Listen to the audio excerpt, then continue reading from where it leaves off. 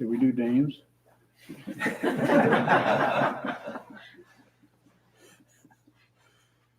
So this morning's Dharma talk is I've had some considerations about using that topic because it's not easy to talk about this. So it's something that I kind of understand. So that's why I'm endeavoring to put it into words or concepts or ideas. So would really appreciate some questions around this as we go along. I'll go ahead and start. I really want to talk about the teaching that comes out of Yogacara or Vijnanavada, the mind, consciousness only, mind only, perception only, yada, yada. And about the seventh consciousness, that area of the consciousness, and it's not actually an area so much, it's a dynamic that consciousness does that we call the seventh consciousness, just like we have the eighth, which is the storehouse or the gathering place of all the stuff that arises, and the dispensing area also, gathering and dispensing, comes and goes, completely impersonal. So the title is, did I give the title yet?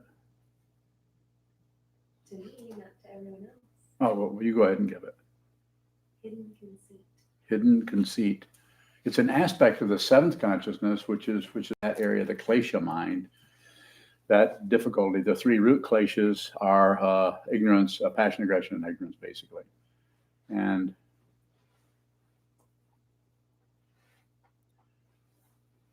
that area that is called pride or conceit is something that I see show up here, this consciousness, and I see it show up in others. But it's very difficult to point out in what you might say is an effective way, so it actually reaches the person in such a way so that they resonate with that and kind of understand what you're saying rather than defend against what you're saying. It's called, what's that called? It's a real fancy word. Communication, that's right, communication. You know, before you communicate, you need to really listen. And then when you do communicate, you need to be really aware of who you're talking to. You need to be aware of as many causes and conditions that are around there, including, does this person even train their mind? And if this person trains their mind, are they actually training their mind? There's the causes and conditions are so incredibly complicated that trying to find something that caused something else is just confusing. If you would like to get some kind of proof. So it's this aspect of all the different, the four different self-reference, self-love, pride of self is one of them, and the fourth one is what? Yeah, thanks. I'm sorry, I didn't hear that. Self-delusion. You notice how I always let you do one of those? You know why? Thank you. Because I forget. Yeah, I'm not trying to do something special.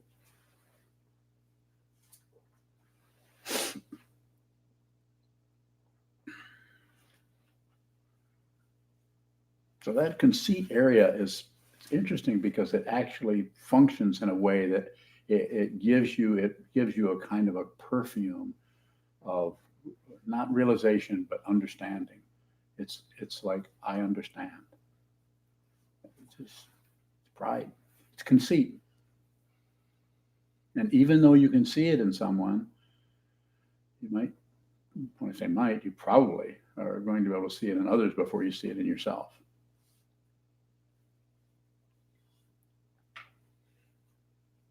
Some questions about that.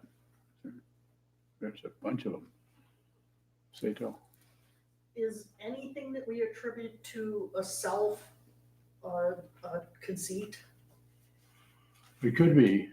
That's that anytime you do anything with that area, to try to explain it, try to reveal it, try to uncover it, try to do anything, it validates it on a very low vibration that is easy to, to use a visual metaphor to just kind of hide around the corner. because it's like it gets some kind of credential from being acknowledged so that it can continue to add into the kind of authority. It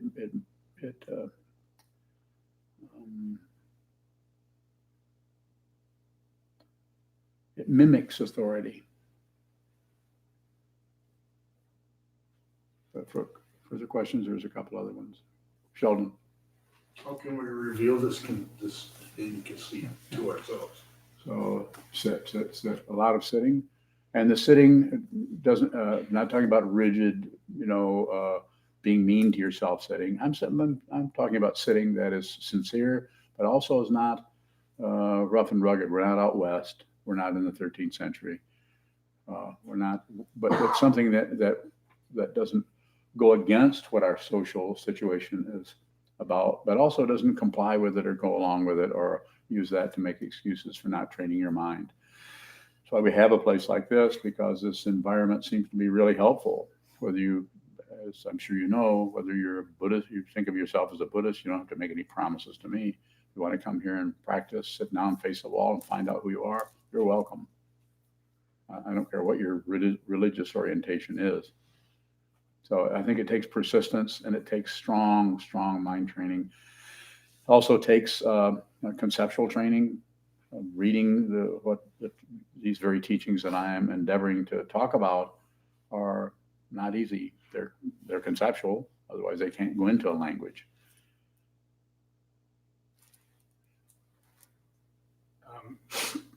You said that you might see pride out there before you see it here.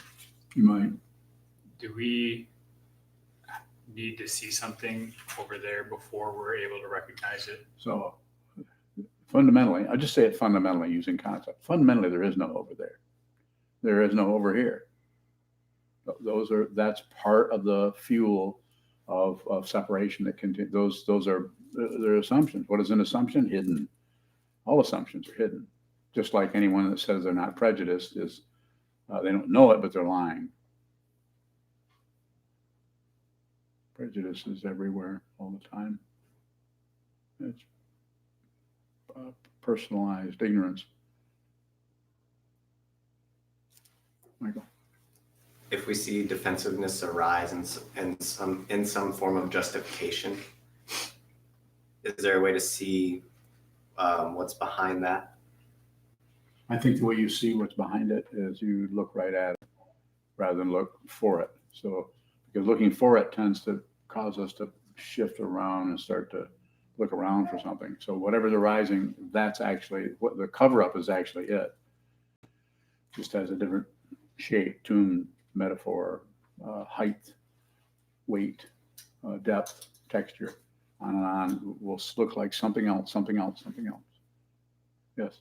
Whenever that sort of situation arises for me, that usually turns into some sort of guilt. Mm-hmm. Is there any action required? But guilt is just another word for pride. It has to be looked at. I mean, you have to. It has to become personal for you, rather than just something you learned out of a book that suddenly you see how that concept applies. Like the word anger and watching somebody get angry seem pretty accurate. But what you're talking about there is much more subtle. Joseph.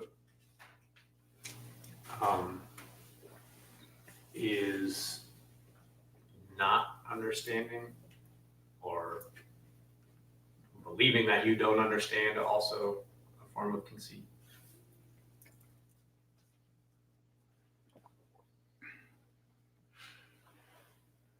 Somewhat. I think I understand where you're going, but it can be too strong of a reference point if you try to work with it in that way.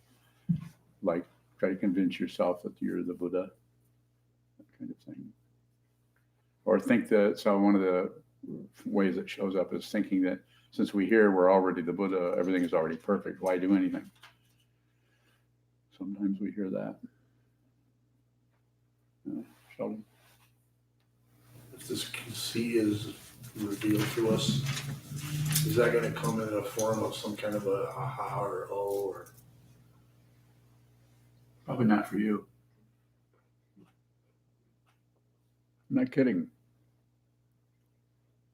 No, it may for someone else, but it's always the aha or oh my gosh, or what was I missing? It's always the leading edge of ignorance. It's just the leading edge of it. It's a very interesting area. When I say not, probably not for you, I'm not picking on you personally. I'm just saying it that way.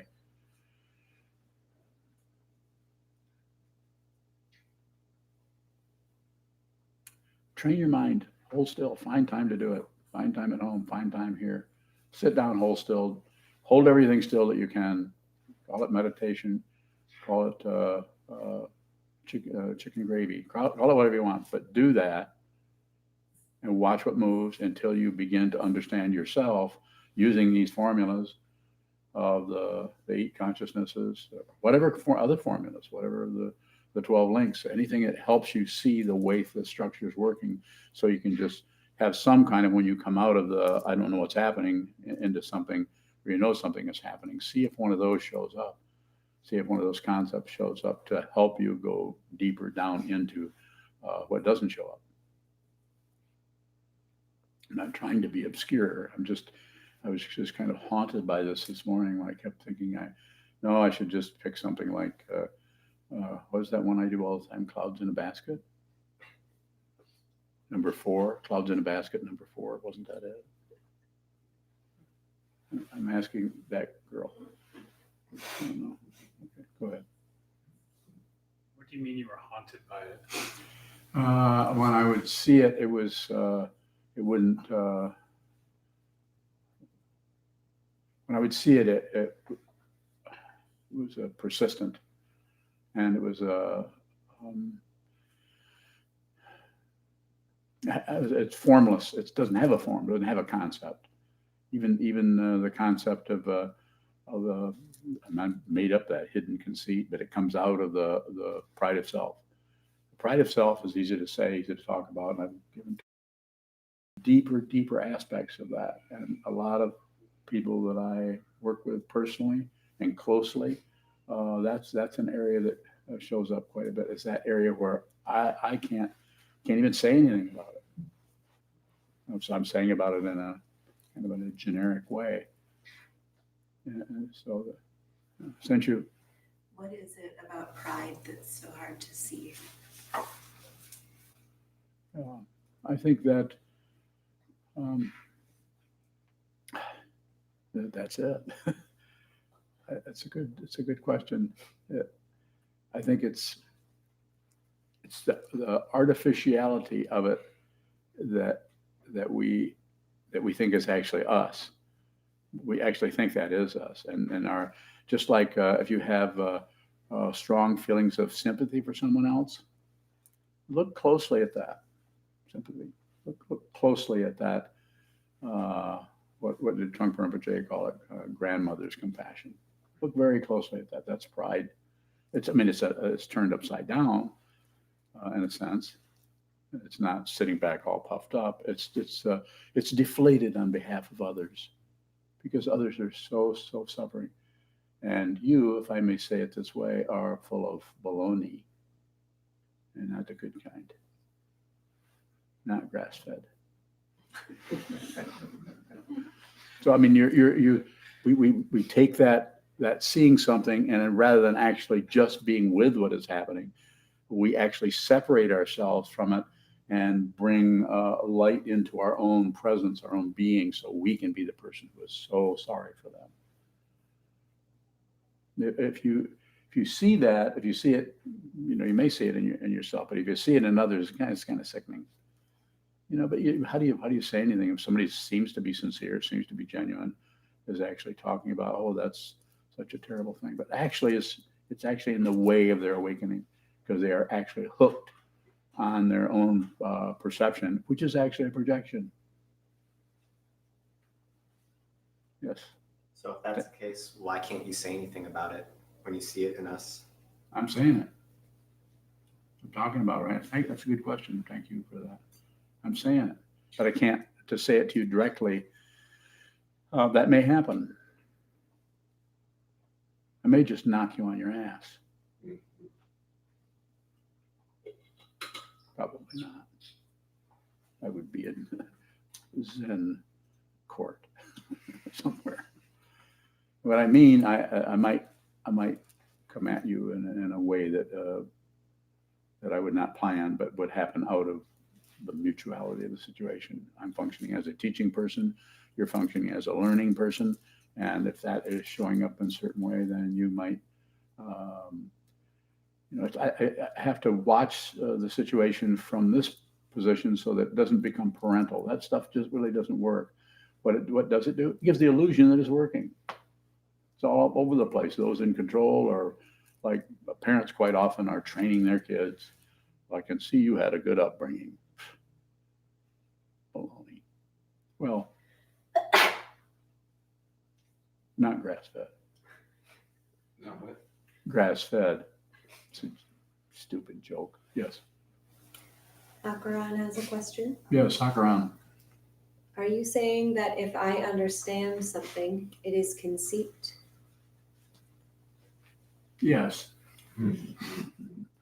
That's the kind of help I need. I can't say that. I mean, I could say that, sure, but when that comes from this situation, then I can say, yes, that's very close. I couldn't do this if I understood what was going on in the conventional sense of understanding how a two-stroke engine works, which I do understand how they work. Never been able to fix one, but I know how they work. The understanding is a very relative area that's relevant, and it starts to move outside of that and starts to stain that which cannot be touched, which is, or we assume can't be touched, which is our selfhood, our that aspect of the consciousness that looks like it's somebody. But it needs that support. It needs that push. It needs that pull. It needs that. It can't just, you've noticed if you sit on a cushion much, pretty difficult to do that for any length of time without some kind of a snack reward. Sokuzan. Seems like we have some control over our attention and of our bodies. Is that part of that seventh consciousness dynamic? Is it the seventh consciousness? I think that's some of that starts out that way because the ego thinks the self-centered mind, that which is not, it's not separate from the whole thing. So it's functioning. It's just that it doesn't realize, there's no realization that it's not going to, as Rinpoche used to say, it's not going to be able to attend its own funeral or see that it never existed, which is similar to a funeral, and that it never was real. So therefore you don't have to fight with it, but you do have to see it. And you'll get, what makes it so challenging is you don't get any proof. You don't get anything, you don't even your teacher is probably, by the time you understand, is probably dead. You can't even tell them, I think I see what you were talking about.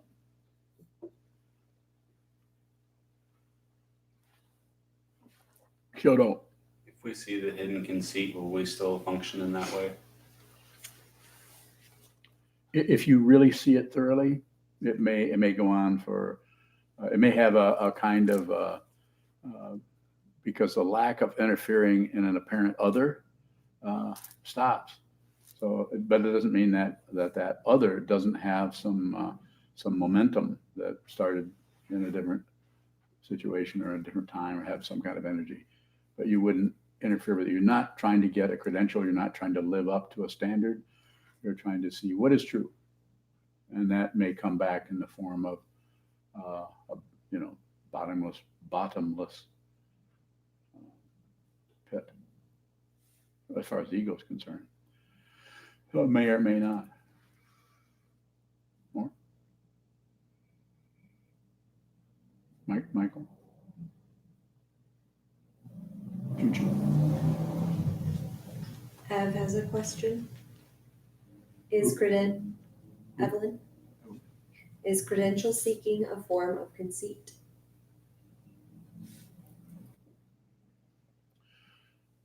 Yeah, it's a little bit more obvious one. So that's not the particular kind I'm talking about so much. we all kind of know that that might have some, but also you might need a credential to do, to be a doctor, you want to be a doctor, you want to be a surgeon, you want to be a massage therapist, might need some kind of credentials. So fundamentally you can work within the community and so on, but it would vary, but that's not the kind I'm talking about, Evelyn. Is there something we can do to begin to prepare ourselves to receive more direct pointing out from the teacher?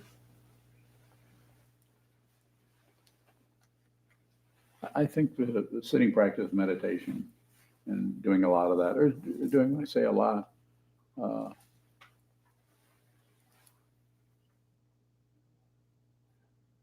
that's the only thing I can think of to do that, to just continue to look at that and actually look at those teachings and use the structures there to just remind you that you might not have looked deep enough. If you think if you come to a conclusion about it, then you've just stopped looking at it. There's a metaphor, or not a metaphor, but a Zen story. I probably can't. I'm just going to mention it because I think the image there is quite accurate, though I'm not particularly a good storyteller, especially if it's somebody else's story.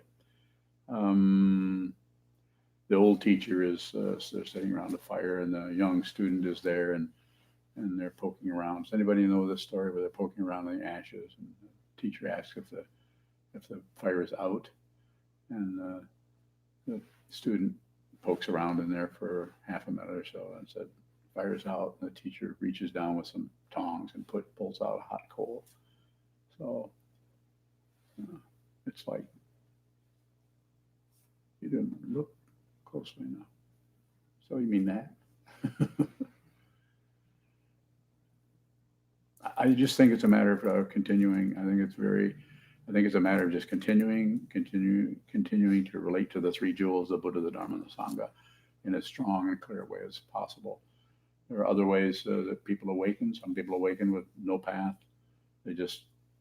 They're, I call them spontaneous realizers, who just by the circumstances they're born into, suddenly they have a breakthrough. And that they may deepen and strengthen that breakthrough, or they may just make an assumption about it and go out and think they're a Dharma teacher. It seems like maybe the only response that you can give to a how question is to sit more. Mm-hmm. But it still seems like people could practice for 30, 40, 50 years and still have that pride situation. Yes. So does something else need to happen off the cushion? I think it varies a lot, but it's a good question. I would say that it seems to be necessary, at least as far as our path. I don't know about other paths, but as far as our path goes, it seems to be necessary to, one of the most difficult parts of the three jewels is the Sangha, because other people are working on their karma and their difficulty, and you try to communicate, cooperate, collaborate, and it just doesn't work. It's just abrasive. But you're actually seeing the way your mind works. You might be seeing the way somebody else isn't doing what you think they should do to help out in the Sangha or whatever it may be. But it seems like the Sangha is very, very important to have a community where there are 15, 20, 100, however many people who are all functioning under a particular teaching person situation and so on, as the teachings of the Buddha, and that particular formula has been around for a while. It seems like all three of those, studying the Dharma, which we do, comparatively speaking, we probably study more as a group than any Sangha I've ever been in, and I've been in a few. A few more questions online. Hakaran has another.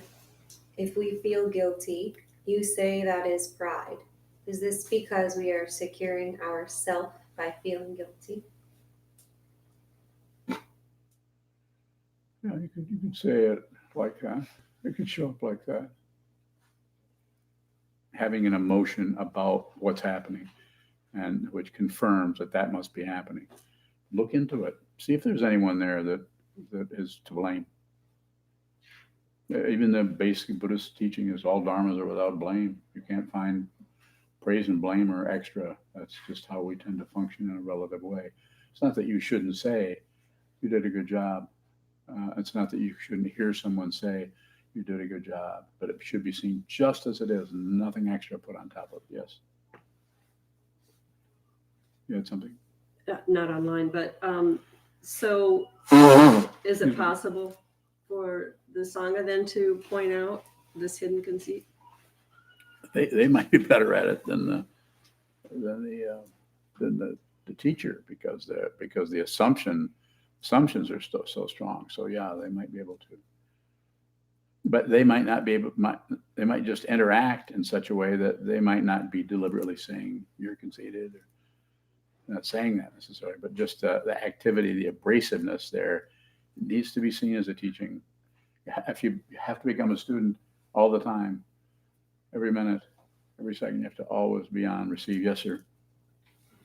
When you say that the Sangha might be able to point it out better than the teacher, I'm just wondering about how they might go about doing that without it becoming every time you see somebody doing something, you're doing this or you're doing that. Yeah, that's totally not what I meant. What I meant is just the no particular person, just being in that abrasive situation. You know, you've lived here 8 years. You know what it's like to be with Sangha day after day after day. Most people don't. Most people are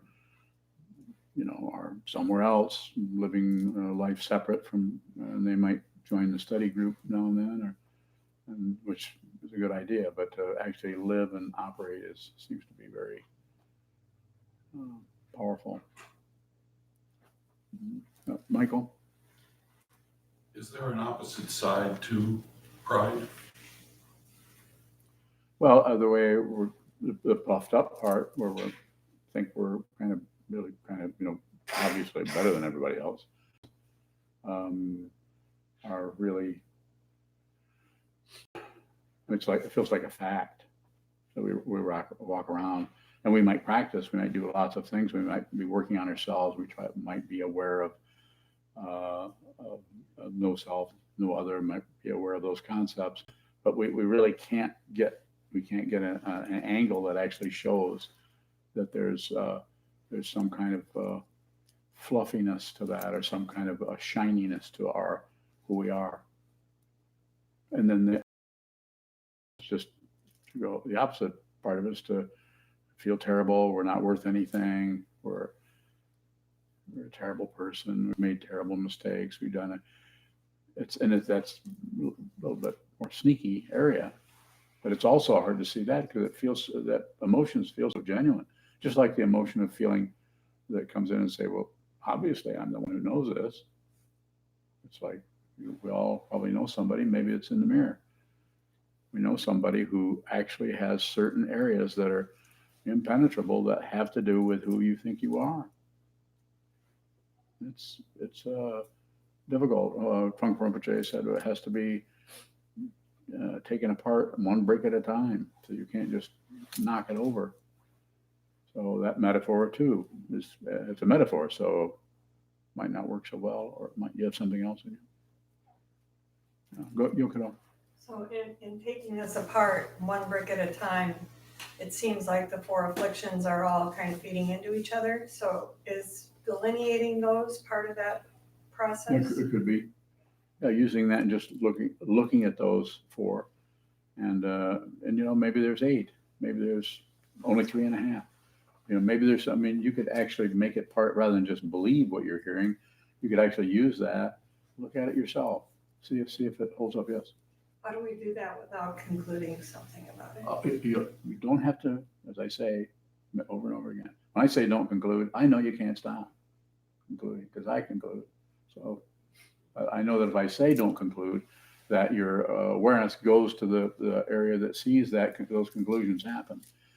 So conclusion where there's awareness about the conclusion, then you actually see all the pinstriping and the fancy fenders and new tires and everything. Use food images. You see the way that all is, and so therefore you're more aware of all of the interstices and the various moving parts and not moving parts of that. The way you get more and more aware. It's always about awareness, never about concluding anything.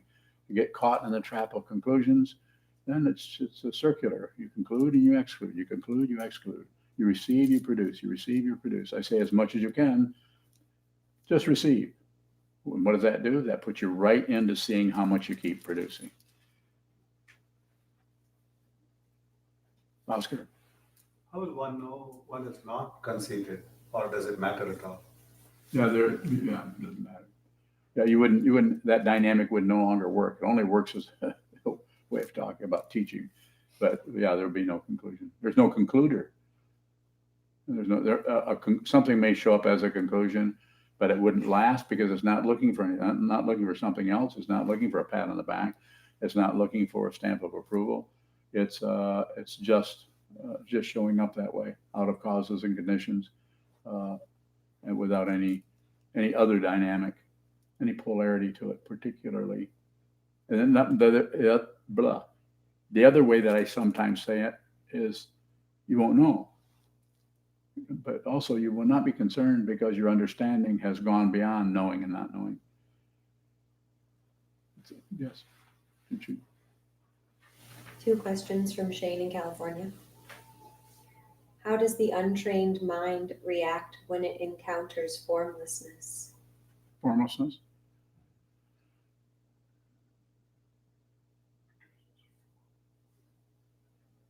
I think it depends on the causes and conditions of karma that's coming into that.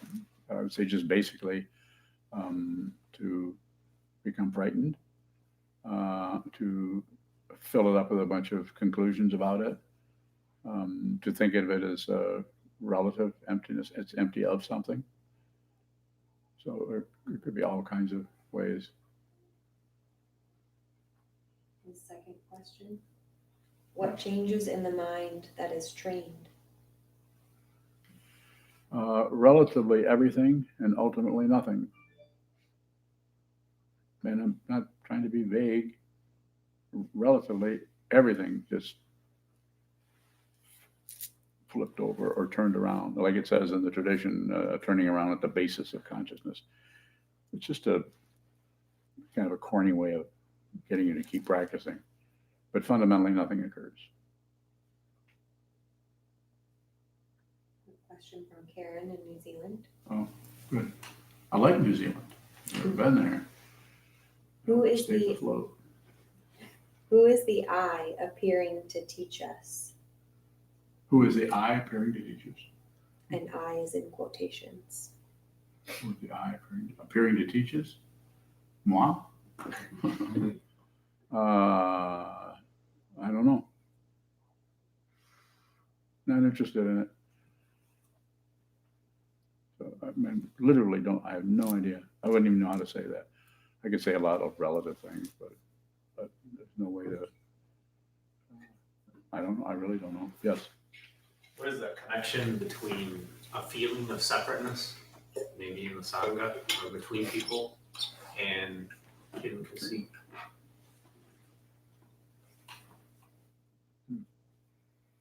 Not exactly. That might be being aware of the conceit. That might be actually some kind of approach. If that's starting to arise and hasn't been there, then that might be going in the direction of that. It may be. What do you think? Good question. I think it's difficult for me personally when I see someone else that they're doing, and then trying to reflect, well, if I'm not separate from them, what is the connection between this thing I identify as myself and what that other person is doing?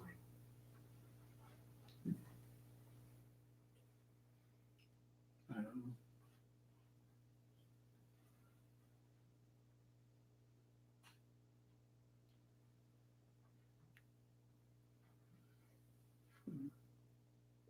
Choo-choo. If embarrassment comes up, if we are able to see our own pride, does that embarrassment cover up something that we need to see?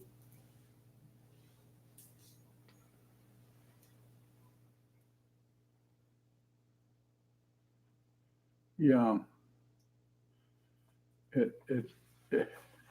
Yes, good one. Good one. Ask me more about it. Can you ask me more? You help me some more because I want to go there. Anything else about it? That all it has to be is one word, 2 words, not much. If you have nothing, just tell me. If we see the embarrassment, is it? How do we look into it further? By not coming to a conclusion about it. And if you practice looking at conclusions, that might be a time when you can hold your horses, grass fed. And when I say that, I'm saying that point of embarrassment comes up. That's another cover up. We are determined we're not going to see this. We're determined we're not going to uncover that wonderful thing called me.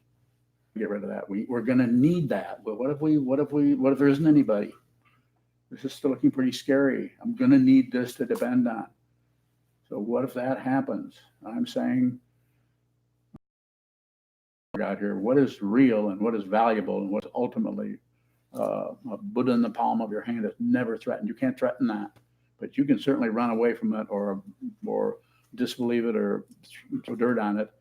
Or you can when you're doing it, you're turning away from your own wisdom mind. You just that intense embarrassment that comes up that wants to be moved or stopped or justified or abandoned or something. Just feel that. Just be embarrassed. If you actually are embarrassed and don't have the name for embarrassment, it'll be difficult feelings. But you might not know what it is, where it comes from, the dynamic that we would have here as we're talking about it. It's just not there. It just does not feel good. But it's the other end or the other side of pride. Anytime you make any statement about anything, you create its opposite. It's a desire realm, and it's made up of this and that and this and that and this and that. So anytime you say this, you've got that. Go ahead.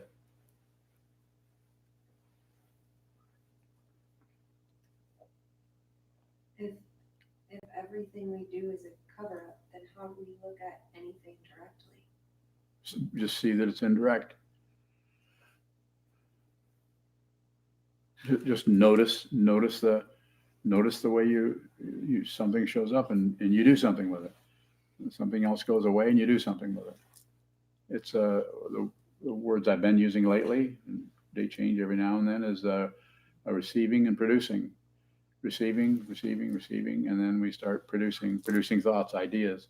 Someone walks in a room. Next time you're sitting in a room by yourself and someone walks in the room, just notice how much production and how much receiving is going on. How much you're actually receiving that, and how much you're producing on top of it. Someone walks in with a red shirt, or with a bag of donuts, or with anything. Or without anything, or looking a certain way, or someone you never met before, someone you know, someone who should be you thought was somewhere else. All those things. Just notice the way that the first thing is there's that first thought, as Trungpa Rinpoche often talked about. Just that first perception is it, and then we just immediately start mixing it up with all of our ideas about it, all validated through relative truth. And you can find there's reasons why we do that. But it's unnecessary. It is an addition, and a lot of the motivation or the fire under that comes from fear of not wanting to be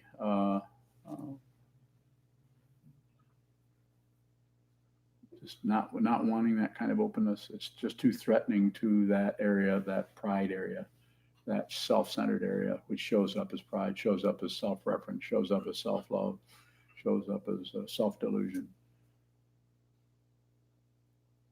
Michelle.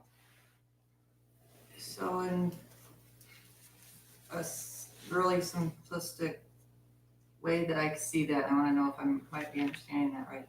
Sitting here, maybe in the Zendo, somebody comes in and I hear something and I'm trying to figure out who it is by their mannerisms, their breathing or something. Is it that trying to figure out who it is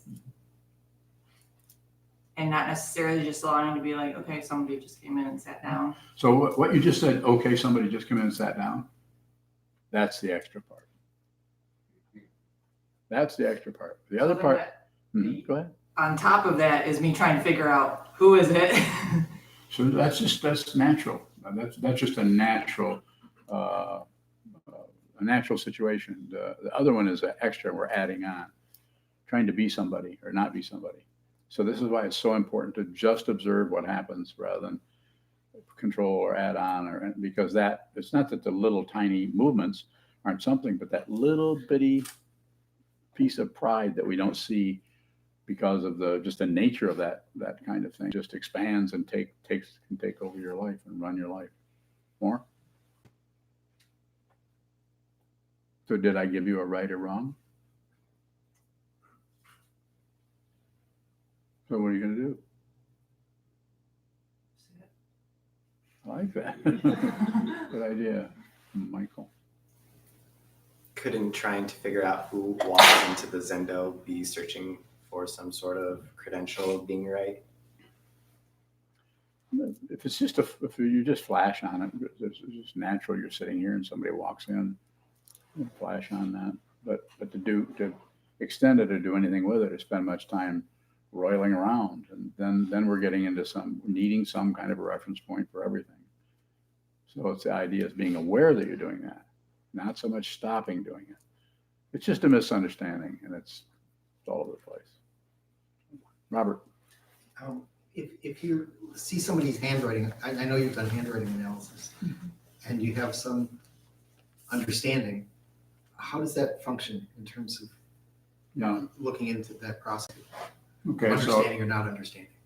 Okay, that's a good one. So as somebody, I studied handwriting analysis amongst 30, 40 other odds and ends, trying to figure out what this is, what's going on, who am I, what's important, what's not important. And so that's something I don't do anymore. I don't sit down with somebody and tell them about their handwriting unless they threaten me. Then I might. But same way with astrology or palmistry or I Ching or tarot or all of that. I just let it come and go. When I say let it, I just don't do much with it. But when you ask about it, I can say when I look at the basic situation. So if I without even thinking about it, because I've done it so much. So when I see if somebody's handwriting is very small, very, very tiny, like I'm actually training people to write very tiny, to write the sutras. Those of you who know, every morning for an hour, what is the letter height that you're supposed to write at? You don't know? Tiny? Yeah. So that it's just a body motion. It's just a way of, and it's not, there's no plan to do that. So I'm just saying but if I see somebody's to be more direct about responding to your question, if I see somebody's writing that's very tiny, just one trait, it just means concentration. Then I don't do anything with it. I just notice it. If I see someone else's writing that has a lot of garlands, someone else's writing has a lot of sharp angles at the baseline, that's an analytical person. It's like check marks. Right? And that person whose handwriting is quite garlanded, they might have a little bit of difficulty, but basically they'll go along with things. They're more easygoing. So those kinds of things just show up. I spend no time on it. I don't necessarily pick it up and say, the magnifier, like I did 50, 60 years ago. But I still see a little bit of that. Is that what you're asking, or is there some other dynamic? No, you're addressing what I was asking. Okay. But the question keeps going. Yeah. Because it seems like there's some kind of process having to do with seeing into things, like reading the highlights or the symbols. It's kind of a living thing that clamping down on a particular understanding would kill. On the other hand, there's a kind of openness to understanding, which also seems to function. And I was just wondering about if you can say anything about that process. I would say, like I sometimes say in here, I said, study the material. And sometimes I'll have people say, well, or get nervous because they can't remember anything. I says, that's not what I'm asking you to do. I even say, I must have said it dozens of times, forget everything I said. Don't believe anything I said. It's not about grasping onto anything. It's about awareness. And so, just like with astrology, I studied astrology, maybe not as much as you have, but I've studied it quite a bit. And as Gyokudo has. And I think those are very good symbols. Several other people are studying it. I think it has a good, it seems to work pretty well in terms of, as long as you don't try to squeeze too much information out of it and clamp down, as you said, use your word. And just use it if it's, the thing is about things like that, when they show up, they seem to be pretty buoyant as far as helping us see more deeply. But if you try to put any, I'm sure you noticed this, if you try to put any, don't put any money on any of those horses, because they are not going to show up, because reality is not predictable. I mean, the whole idea of predictability is a misunderstanding, because you're actually assuming there's such a thing as time. Just because you see things go in circles or like this, that does not mean there's time. A clock is not something that came out of the ground that we picked and put on the wall. But, did you have a question? Oh, no, go ahead, Robert. I was just thinking about what Jung said about symbols, that if you could put it in words, it wouldn't be a symbol, but there's something inexhaustible about a symbol. And that to me, that has something to do with some kind of process of seeing things. No, good one. Yeah, I think so. And that's when I say don't conclude. It's not that you can't help but conclude, but if you endeavor to look at the conclusion part, or just like the production or the reception part, you get a more intimate look, not based on some kind of subjectivity, not based on some kind of artificial objectivity. You just get, you don't really realize it. You may not realize it, but you're not really separate from anything. And to understand that does not mean you feel like nobody. It might be better to say you feel like everybody. You feel like there isn't any, you don't have any enemies. You don't even have any friends. There's no friends, no enemies. There isn't anybody else. Doesn't mean there isn't anybody else but you. It just means there isn't anybody else. Therefore, you can be friends, even love them in the conventional kind of way.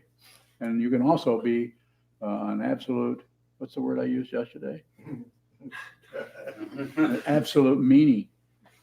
I think it started with a D, but I can't remember what it was. An absolute meaning to somebody else without any follow-up, no guilt, no nothing, no explanation. You don't need to explain yourself to anybody, in particular to yourself. Knock it off. Just be genuine, live your life. The karma that comes up that feels negative that you think you got to get rid of, you should look closely at it, because that's your life, that's your message, that's your spiritual path, that's your lesson in this incredible 3-ring classroom. Do you mean like ornaments, which it is pleasant to wear? I do. Kind of thing? I mean that. Yeah, well said. I seemed like somebody else said something very similar to that. No, I just made that up. Robert. Choo-choo. A question from Susan. Yes. Can making art, music, and writing be hidden conceit? Or can these be a legitimate path? Does it reinforce delusion? I think everything you've said, I think it could be any one of those, just because you're producing something. But if there's a strong me who's producing a strong that, then it seems to, even if someone inherits or brings into this life a really powerful ability to just natural sense of balance, some people are just gifted. They come in and they're gifted musicians. They're gifted. They just have a natural gift. The upside of that is they're gifted. The downside is it can turn into conceit very easily, because they haven't had to really, work for it or struggle to get that understanding, because they've kind of, they can just make stuff. And you'll notice, or you might notice, if you look in different people's lives, that people have, people who are born with that will have times when they do very well. I always think of Tiger Woods, who just did wonderfully all along, and then suddenly had this big, huge slump. I think he's come back a little bit lately, but and didn't know, what do you do with that? It just stopped working so well. There's quite a few artists who, in their early years, would just especially some of the German expressionist painters were just astonishing at what they were producing. It was just astonishing work. But then later on, it was okay, but didn't have the power of the early work. Ernst Ludwig Kirchner is one of them, I'm thinking. And, had powerful, when he was a young man, had powerful ability. So, Dharma said, I think when you, Susan, when you're asking that question, I would just say it's so variable. It's like 15 people all producing art, all meditators, all producing art, and all producing completely different kinds of expressions of their neurosis, expressions of their understanding of the dependent origination of everything. And it's just, I think it's just, I don't think I can come up with a statement about, at least I can't, a statement about that. There are times when it's going to be complete. But if you're an artist, you should make art. How do you know if you're an artist? You make stuff. How if you, it's like I sometimes say, only meant to be helpful. Writers write and artists art. So that's how you know. Well, you know, if you're not making art, you're probably not. It's different with a meditator. Because once you're a meditator, you're just a meditator. It's not meditating. You don't get off the hook. So but once you start meditating, once you sit down and get a good taste of what this is, even if you don't meditate again, too late. Sheldon.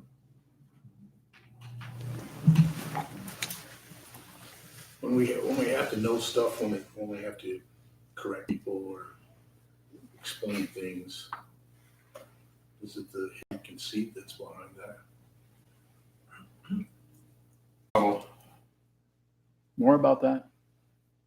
You have an example?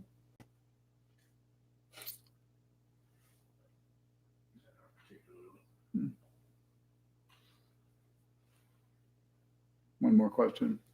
Michael. What prideful thing led you to this talk today? What prideful thing? Mm-hmm.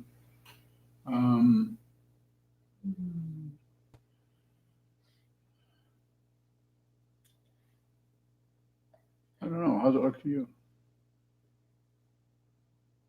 Did I seem kind of full of myself? Not today. Other days you have. Really? Why didn't you point that out to me? I don't think it's my place to point that out to you, because then that would be very prideful on my part. You're incorrect. How's it look now? I'll say one thing. About it. It's not that you're incorrect. You could be. It's just that when I say I say me, you. I'm telling you the same thing for your own life. Don't be concerned about how you appear, about how or any position. All those positions are unreal. And if you realize that, if consciousness realizes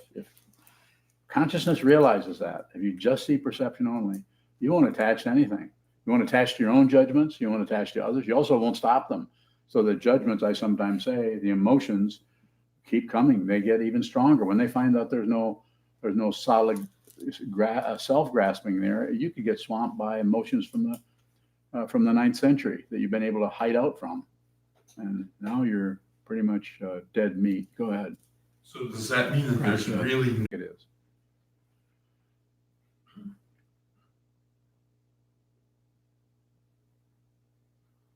Thank you. He said pridefully.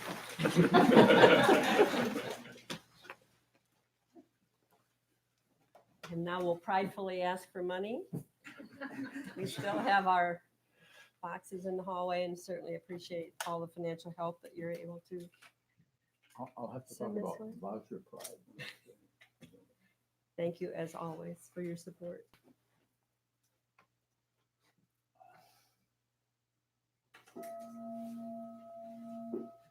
May the merit of this penetrate into all places, so that we and every sentient being together can realize the Buddha's way. Jiho san shi shi hu shi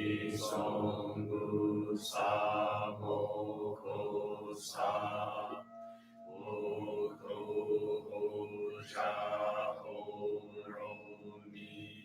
The 10 directions, the 3 worlds, all Buddhas, all venerable ones, Bodhisattvas, Mahasattvas, the great Prajna, Paramita.